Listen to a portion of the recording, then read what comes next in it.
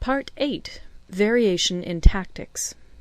Sun Tzu said, "In war the general receives his commands from the sovereign, collects his army, and concentrates his forces. When in difficult country, do not encamp. In country where high roads intersect, join hands with your allies. Do not linger in dangerously isolated positions.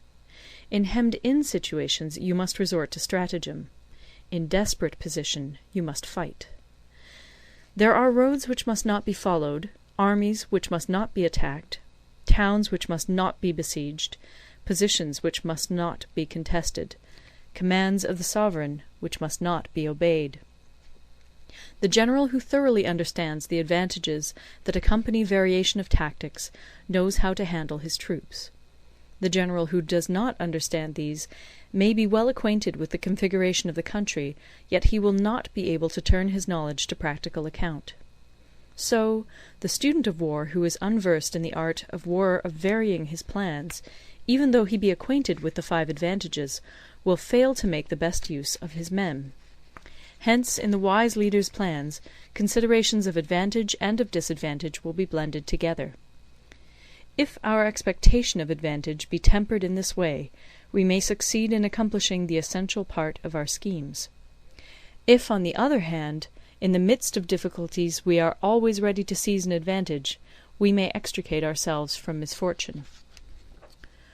Reduce the hostile chiefs by inflicting damage on them, and make trouble for them, and keep them constantly engaged. Hold out specious allurements, and make them rush to any given point.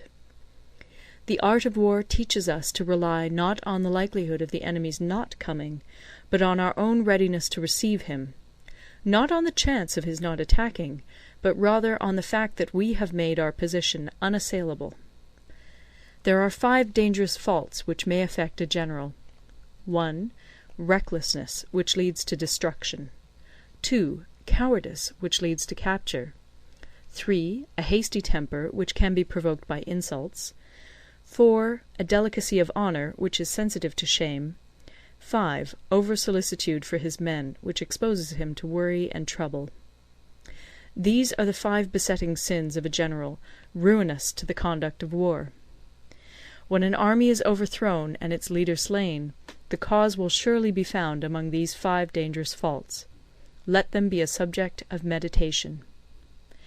End of Part 9. Recorded in Toronto, Ontario by Moira Fogarty, October 2006.